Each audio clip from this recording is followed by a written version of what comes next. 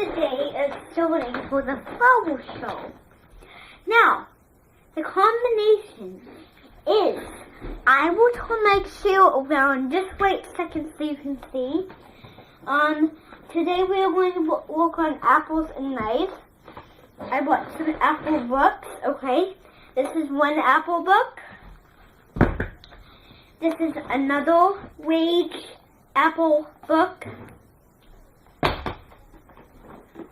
Mommy? Okay. This is another Wage apple book. This is another. And another. And the next thing I have to show you is just some paint pots and markers. Okay? Now here's the thing. The book that we're going to read today is, last time it didn't work, but this time I think it does work. And I'm going to put all these extra books away. Okay? And I'm going to go make each one call. Wait, no.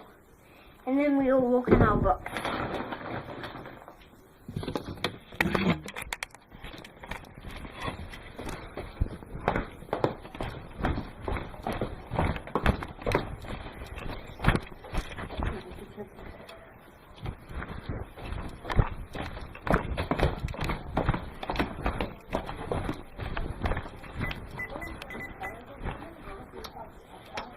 Hi, this is Mrs. Goshaw. Oh, hi.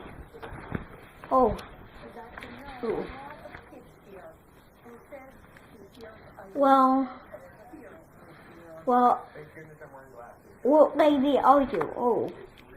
Well, goodbye.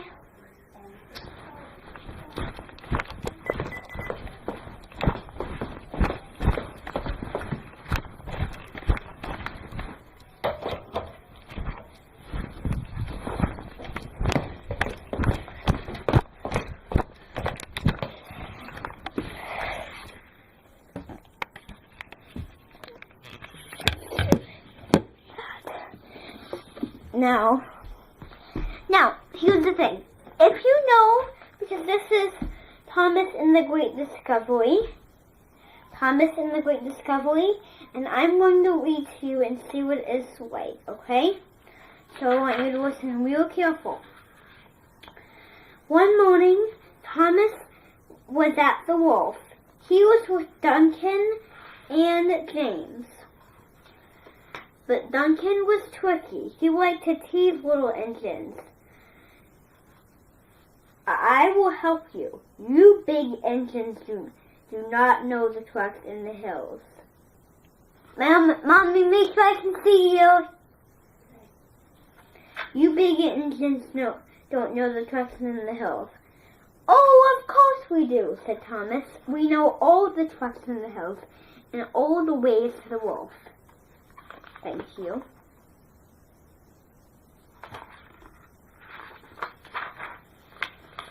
He's shaky. When Thomas popped into Great Waterton, he discovered a very, very hidden town. The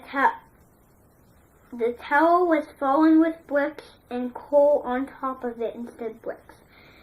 And an ivy-covered station with grass all over it, and a fine window for keeping. Bless my boils, said Thomas. He had never seen an amazing sight before. Attentionally. The factory floor said, the water pipes forwarded everybody for water. There are tons of pipes. But Thomas was too excited to listen. The factory floor told Thomas that he had made a wonderful discovery. Thomas was pleased.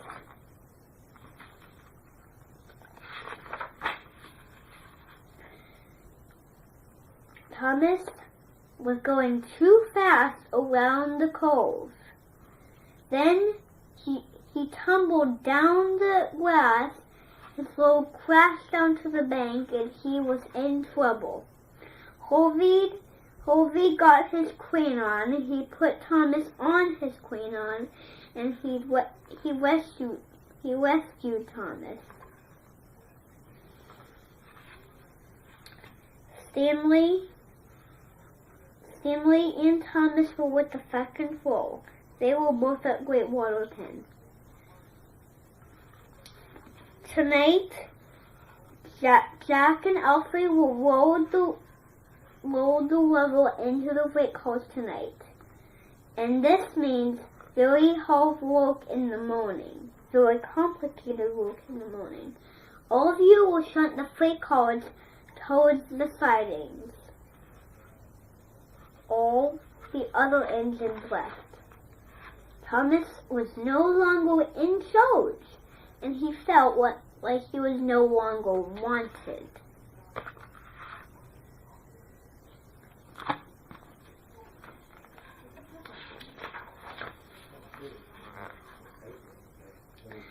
The next day, Thomas was shunting freight cars, and then he saw an old mine. Then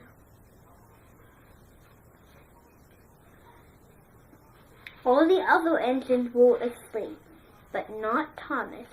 If I shunt the freight cars into the sidings, wagged Thomas, then all the trucks would be cleared in the morning.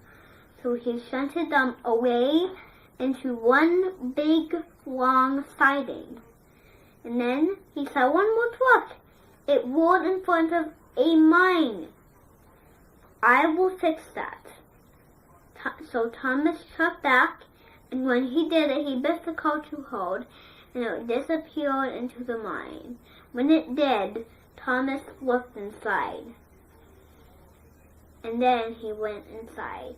Thomas was happy he had a wet lamp, but it was too dark. Suddenly, Thomas heard the freight car rolling disappear around the wind into the rain.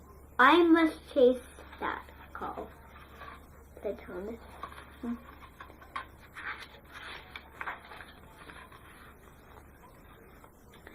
In the tunnel, Thomas was having a fun time when the last part of the tunnel was blocked with water and rocks, and with a splash he landed in the water.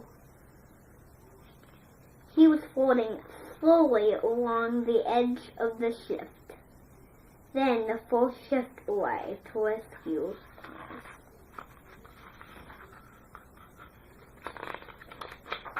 The next morning, James, Percy, Stanley, Toby, Emily, and all the other engines were at Great Waterton Station. Where could Thomas be? Said Stanley. The other engines thought very, very hard. They thanked their help, but they did not know where Thomas was. Second Fool said, "This is a very, very complicated state of emergency. I need all engines that work for Thomas." The engines hooted their whistles.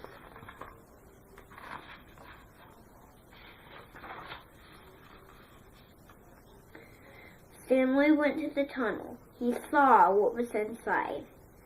Then he saw Thomas. He was in the water.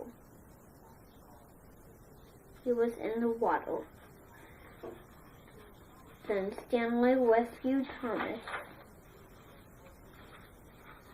And Thomas was out of the tunnel. Thomas and Stanley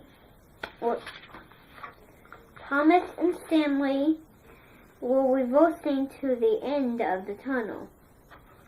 Then Thomas saw a thick wall of bushes. Thomas crashed through them and ran down the ravine. He flew down and hit the ground with a big, terrible bang. Thomas fell down the bushes and screeched to a big, slow stop by a field. Then he saw he had landed right next to an old wooden track. "How am I going to get onto that track?" thought Thomas. Then he heard I'll blow my whistle one more time. Stanley ran down the line, and he blew his whistle. And this time, Thomas held it.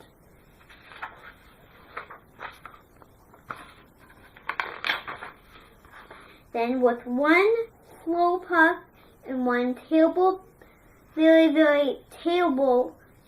big puff, Thomas blew the longest and loudest whistle.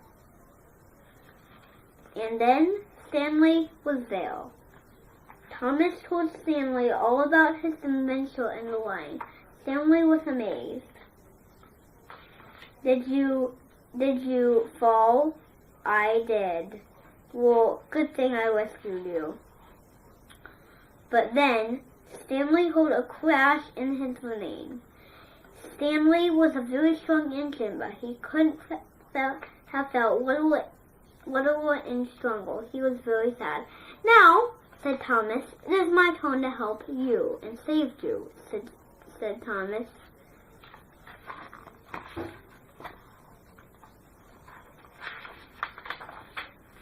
Then Thomas pulled Stanley all the way back to Great Waterton. And Circle Day arrived, and it was my very bite of very special engines. And they all had a big thank party for Thomas and Stanley. Then they all heard something very familiar in the sky. Everyone looked up. And Golden, and the other engines. All of the people at Great Waterton stared and looked up. All of them in the town, but not in the stores in the town.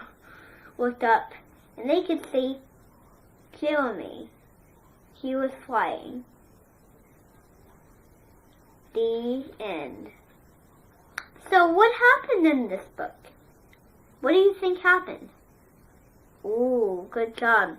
Well, next time we are going to learn letters, and that is the end of today. Okay?